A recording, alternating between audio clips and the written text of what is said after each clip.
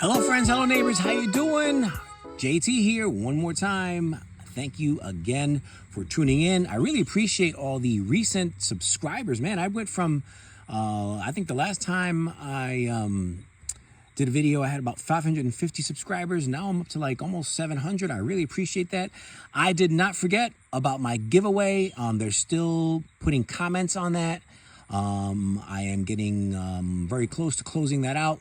So if you haven't yet commented on the giveaway video, check out my other videos. You're gonna have to scroll through and see which one it is that says giveaway. It was done maybe 2 or 3 weeks ago. So check that out and still have a chance to win either a free knife or another goodie that I have to give away. All right, so as you see from the topic of this video, the top 5 reasons to keep your gun stock. And I get it. We love to modify our guns almost as much as we like to modify a 1998 Honda Civic. I get it. However, I'm going to have the discussion about why I think it's beneficial to keep your gun, especially your carry gun, bone stock. And I am going to give you my 5 top reasons why. I know there's guys here that and gals here that highly modify their guns. Recently, I've got a lot of viewers and subscribers that are into the 2011 stuff. I know you 2011 guys and gals are cringing, grinding your teeth at me right now, but stay tuned to the end of this video because I'm going to give you 2011 fans also a reason, a do's and don'ts for 2011 aficionados why you should, or maybe why you shouldn't, keep your gun stock. So on the table here, I have 3 guns. 2 of these are daily carry guns, and one of these is a highly modified, what I call a toy gun. And when I say toy gun, I don't mean toy gun that doesn't go bang. I mean a toy gun that you just play at the range and it's for plinking, and that's it. Can you guess which one? Go ahead. I'm waiting. Of course. I know you guys. You guys are educated viewers, and that's going to be the Springfield Armory right here. What I've done to this, or what I've had done to it, is I've had it Cerakoted, and the internals have been done by EGW Internals, and CTI installed that, and they also did porting, and they also did the Cerakote. So this has a lot of work done to it. Now, would I carry this as a daily EDC gun? No, I wouldn't, and I'm gonna get into that right now. However, a great plinker and great range toy. Now here, I have some of my daily carries. And let's make sure that they are clear. And what I have here is a Shield Plus. Great little carry gun. I have done nothing to it other than install the optic that actually came with the package, and this front sight actually came with it also. So I have not done anything at all to this weapon. I have not touched the trigger. I have not done anything at all other than just shoot it and practice with it. This optic isn't the best, but hey, that's the way it came and that's the way I use it. What else do I have here? I have here my Glock 30 in 45. This is actually a 30 short. And what have I done to it? Well, I have to do one thing to it. And I did change the sights on it just because the Glock sights are just absolutely horrendous. And I also did put a light on it. But that's really all I have done to this weapon other than shoot it. So yeah, so that's that. So let's get into reason number 1. Man, these freaking stink bugs are everywhere this year. Reason number 1 why you should keep your gun stock, and that is, that's how the gun was tested. Believe it or not, when they develop a gun, it goes through years of checking and functioning, function tests, and planning and engineering. Let me zoom this in a little bit. For example, I don't know if you guys know or not, but there is a NATO test called the D14 that ensures that it implies with safety standards. And what they do is they take the handgun that's implied to go out to the market. They do drop safe testing. They do this thing called cook-off testing, which I learned about this today. But cook-off testing is basically firing a handgun a lot, putting a lot of rounds through it, leaving a chambered round in the barrel just to make sure that it has enough insulation so that round does not go off in your barrel. Also, they check to make sure that it's drop safe. They do a lot of testing as far as making sure that the firing pin doesn't activate and hit the primer, things of that nature. And also they do environmental testing. They test it in the sand, in the mud, in the snow, ice, water. They do all that kinds of stuff. But you know what? For the most part, they do that stock. They do not put any aftermarket gadgets on the gun, and they test it exactly the way the gun was intended to be carried. They do that for liability purposes mainly. Also, they test these guns as it was intended to carry. I know that, for example, a Glock, let's get this Glock back here. We all know, as Glock people that understand, is that the Glock trigger is absolute garbage. And, you know, I want to use that term lightly, but in comparison to everything else that's out there today, the Glock trigger is just, it's just, man, it's just subpar. But we still carry it. You know, I carried a Glock a lot on duty, so I'm familiar with the trigger. So I'm confident with it. But just in comparison to everything else, I have something here that I can compare it to. Check out this Canic, and making sure that we are clear here. Look at the trigger on this guy. This Canic Rival, oh my goodness. Glock manufacturers, please take note. It is just something, and that's stock. That's the way that handgun was intended to be. But if you want something with a 3.5 pound trigger, you want a mag well, you want it to have lightning cuts and everything like that, buddy, get yourself something that comes stock from the factory. I mean, something like this right now, since they have other, like the Canic S and things like that are coming out that are steel, these things are lowering in price. I think right now you can get these anywhere between $400 and $500 and cheaper than a Glock. And let me tell you, man, this is race ready. You can literally, I've competed with this handgun. I've done nothing to it except put rounds through it. I didn't even put an optic on it. And let me tell you, man, this is just ready to go. Comes with an extended magazine release, and it is just, they make it for that reason. So if you want a race gun, instead of buying like a Glock and for $500, $600 and putting another $400 into it to make it a race gun, just buy yourself something like this. All right, so basically that's number one. That's how the gun was tested. Number two, it voids the warranty. And I copied this straight off of the Springfield website, and this is word for word. For Springfield, they will void any warranty that is modified, has any repairs. I got the card right here. Modified, has any repairs, is disassembled improperly. That's interesting. If you disassemble the handgun improperly, they will also void the warranty. Has any adjustments or mods, guess what? And so basically, Springfield, I cannot send this gun back to them. If anything goes wrong with it, I'm on my own, because guess what? The internals have been replaced. You know, I've Cerakoted it. If I sent this to Springfield right now, they would just put it back in the box, send it right to me and said, good luck, buddy. You're on your own. And that's it. And I understand why. But you know what? I understood that. And before I made the decision to trick this thing out, I knew what I was getting into. As far as Glock says, again, any modifications of the pistol or installation of any aftermarket part will void the Glock warranty. Now, here's the question. If you go to Glock store online, which is where I would get most of my Glock trinkets, they sell Glock authorized parts. Someone out there, please let me know in the comments that if I take a stock Glock handgun and I put, for example, a Glock branded performance trigger, will that void my warranty? Let me know in the comments, because I don't know that. It says aftermarket. Does Glock consider their Glock brand aftermarket stuff to be aftermarket? Or do they consider it to be Glock and they will warranty it? I don't know that. So if someone can look into that, I would greatly appreciate it. So just if you get a Glock and you want to start changing internals and sears and, you know, Amazon and eBay type parts on the Glock and everything like that. If anything goes wrong, it's on you. All right, so on with number 3, and this is an important one. A DPF scenario. What does DPF stand for? Deadly physical force.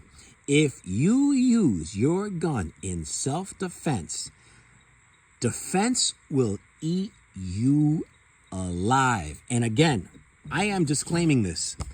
I am not an attorney. I do not take this as legal advice, and this video is intended for entertainment purposes only. So, let me give you a scenario. You take your Glock, and on the back here, you put, for example, something like infidel or skull, or that's what you get, or, you know, a bullseye with a guy in the middle or something like that. And God forbid you should happen to use your firearm in a deadly physical force situation. Your gun will be used as evidence. They're going to confiscate your gun. You may or may not be charged on the spot, but they will take your gun. That's guaranteed. And they're going to take it in as evidence. Now, depending on what jurisdiction you're in, I can tell you that in New York, for the most part, they will take your gun. They will test it. They will probably fire it. And a gunsmith is going to look at it and make the determination if your gun, number 1, is stock or not, or number 2, if it's been modified in any way. That information needs to be shared with the defense and also with prosecution.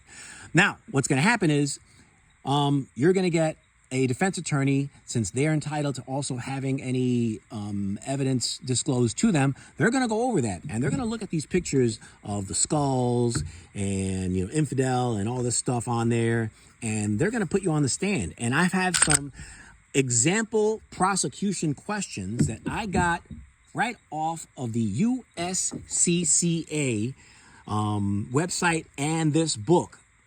This is specifically about law and circumstances of how to use your firearm in a self-defense scenario.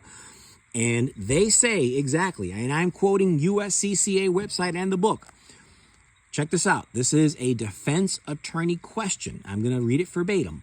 Why did you reduce your trigger pull? All right, that's straight out of a defense attorney. And number 2, here's another one. What does infidel mean? And this is you on the stand. All right. So you have to now be prepared to answer these questions. Now, a defense attorney, for example, I'm not an attorney, but if I were a defense attorney, and let's say, again, God forbid, you use your firearm and that person just so happens, that person, you know, they not lawfully, but they actually legitimately robbed you, or they were going to use a deadly physical force against you, and you defended yourself in the way that you were either trained or that you saw yourself lawfully using your firearm, and you, in your own eyes, are seen as justified. And I'm using this as an example, hypothetically, if there's some type of a Punisher skull there, or says infidel or something like that, you bet you're right that attorney is going to use that against you.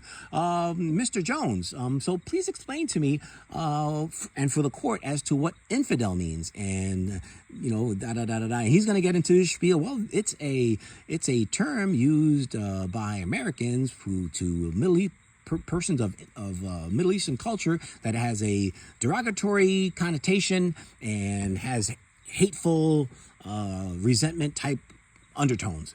And guess what? The people, those 12 people sitting on your left-hand side are going to swallow that up. So just be aware of that, man. I'm telling you right now, just be careful. If you're going to put all that stuff on your gun, make that your range gun, and do not use that, in my opinion, as your self-defense weapon. Another thing about the triggers, everyone wants to lighten up their trigger, especially with the Glock. If you take and you change this trigger, and for any reason, you know, this comes from the factory with a 5.5 pound, 5 to 6 pound trigger. All right, it's not that easy to press this trigger, and even if you reset it, there's a reset. Again, the reset's probably going to be almost identical. If you lighten this trigger to 3 pounds and for any reason you come across a deadly physical force situation, or you have someone that takes a knife out on you and they are, within that 21 foot and you think they're going to charge at you, they make a gesture like they're going to charge at you, but they don't. And they basically just flinch or sneeze and you have your finger in that trigger and, instead of it being a 5 pound, it's a 3 pound and you pull that trigger, guess what? Now that's going to also come up into the defense because they're going to say, sir, is it true that you altered your trigger so you can kill people easier? It's just, that's the way it's going to be. So just keep that in mind. Another thing about you reloaders, if you guys are reloading out there and you reload for super hot loads, do not carry that as your self-defense ammo. Reason number one, it's not as dependable as factory ammo. And the reason number two, the defense is going to take that, they're going to swallow it up, and they're going to say, is it true that your ammo, instead of being 124 grain, is a plus P, it makes it easier to kill people and is made to penetrate more and blows out the lungs, and you know what I'm talking about. They're going to use that against you, even though you acted within your rights and that was a deadly physical force scenario and you were justified in that. The defense is going to try to make you look like a bad guy or a bad girl. So keep that in mind. All right, number 4, resale value. This is a good one. You guys out there think that this gun, right now going for $500, maybe $600, but I've put maybe a few $100s into it. Do you think you can sell it for $800? Absolutely not. No one's gonna want to buy your tricked out gun. You may think that you did all the cool stuff to it and that you've increased the value of your gun, but you actually, in the eyes of your local gun store or the majority of buyers out there, they don't trust what you did to the gun. They don't trust who did what to the gun. And for the most part, you've basically kept that gun. It's just like taking a Honda Civic and lowering it and doing the wheels that go out to the side, whatever you call that, and putting a huge sound system in it and painting it purple with a big lightning bolt on the side. Guess what? You're going to get maybe one person out of 1,000 that's going to like a car like that. Same thing with this. Someone probably just wants a stock Prodigy and they're not going to be interested in it. Also, as far as resale value goes, if you take your gun to a gun store, I'm telling you this because I've had conversations with them and I'm speaking out of experience, and you have a tricked out gun, if they're a decent gun store, unless they're a pawn shop, they're going to turn you right away because they're not going to know who did the work to that. They know that it might be something that you did, that you might have damaged the firearm. And trust me, they're going to turn you away. So just keep that in mind. Also, it's a red flag when selling to someone. I know that online, you may look online and you see a tricked out gun, like a Glock or something like that, and they're selling it for $400 and you can buy one stock for $450. Guess what? I'd rather spend the $50 and get it stock, because a lot of times when they make those modifications to the firearm, for example, for a Glock, they may mess with it so much that they've ruined the firearm, and now they're going to try to unload it, and they're going to make it look like you're getting a good deal because they put every trick in the book to it. And when you get it, you're going to end up with a dud. And guess what? Go revert back to rule number 2. It voids the warranty. So now you just have a big paperweight and you are done. But again, just like a highly modified car, you may be looking for a gun that has that specific trigger, the specific sights, everything polished in there, and all the doodads, something Cerakoted, pink with purple raindrops on it. I don't know. And you might say, wow, that's a really cool gun. But you know what? For the most part, no one really thinks it's cool. Yeah, they're just basically, you're going to have to take the hit if you want to sell that gun. All right. And the last one, reason number 5 to keep your gun stock. Is it worth it? Is the money that you're putting into that gun going to give you a bang for your buck? The answer is No, and I'm going to tell you why. This gun right here, again, I'm using the Prodigy as an example. It is buttery smooth. Absolutely no doubt CTI, they did a great job on this, Cerakoting it, putting it together, fitting everything, putting the internals in. This gun is phenomenal. The trigger pull is great. I'm guessing it went from a 5-pound to maybe a 3-pound trigger. Phenomenal.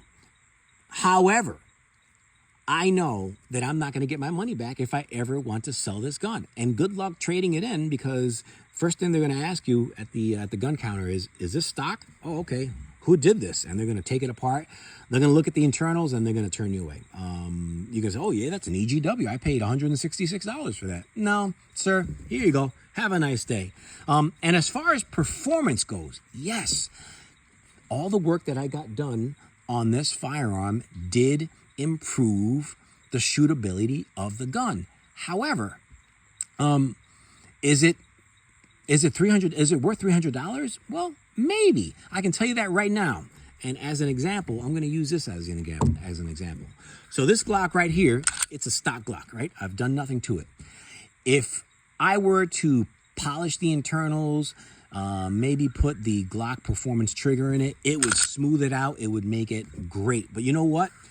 If I were to buy a secondhand or a police trade-in that has probably 3,000 rounds through it, it's probably going to be really close to that also, because those internals are going to be polished naturally by the shooter. And I tell you, I carried which was that Glock? The Glock, I had a Glock 21. That was a full-size 45 mil, and it had probably 8,000 rounds through it, and that thing was buttery smooth just because it was shot to death. So if you want to save money and you also want something that's broken in and feels like it has 5,000 rounds through it, buy yourself a Glock that has 5,000 rounds through it. Go on you can actually go to, I think, buds.com, and also just locally, Kentucky Gun Co. They have police trade-ins, and, you know, they've Gen 3 police trade-in for $300. They already have the tritium sights on it. You might have to replace them, but you know what? For the most part, I think it's worth it. And they have been broken in. They will shoot like butter. I guarantee it. And you know what? Since it's stock, if there's anything that goes wrong with it in the future, you can take it back. Another thing that I forgot to mention about why you should keep your firearm stock. Another reason why police departments keep their firearm stock, they for the most part, their general orders or their policies and procedures will stipulate, do not modify your issued firearm. And they say that for a specific reason, because they know they want all these guns to operate the same. That way, if there's a deadly physical force scenario and that police officer uses their firearm in self-defense or to save themselves or the lives of someone else, they can testify and defend that officer and saying, because the defense attorney is going to ask, officer, is your gun modified anyway? No, sir, it is stock. The same way it was issued to me is the same way that I had to use it in that fateful day. So you can actually testify to that and say that gun had not been modified. So those are my reasons. Now, like I said, I promised you 2011 guys I would give you some advice there. Now, you 2011 guys, I know that 2011s are the hottest and latest and greatest things. I have gotten on the kick also. You know, I have this, I got a Staccato, got the Fusion FX Pro. I wouldn't carry a 2011 on duty, even though Staccato, they have that as duty guns. But you know what? Just that cocked and locked type situation where we got away from the 1911s for a reason. And in my opinion, I just don't like that lightness of a trigger. And you guys who modify your 2011s, man, just my advice. And again, let me get the disclaimer out. I am not an attorney. Take this as legal advice. This video is entertainment purposes only. Don't carry your Glock, your modified 2011 as your carry pistol, man. If for any reason you have to use that, you've got a lot to talk about on that stand.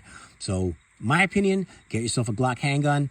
Even get yourself, if you want to carry a 1911 style gun, then carry a 1911. But just put a few thousand rounds through it and then carry it. And that's another thing I forgot to say.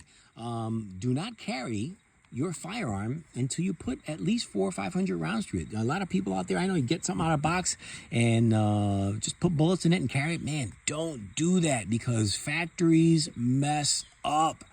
But anyway, that's all that I have for you. I hope this was of education and entertainment purposes for you. But let me know what you think. I know there's a lot of people out there that are going to disagree. And that's what I have this channel for open discussion and for education purposes, just so we can share, communicate. But what did you think? Were there anything, any of those 5 points that I brought out? Do you think they're BS? Did I miss one? Is there one that stands out more than the other? Do you agree? Do you disagree? Have you had a deadly physical force scenario and this come up? Please share that and let me know what your thoughts are. Thank you very much. Please, if you haven't done so yet, like, subscribe, comment, and I'll see you on the next one.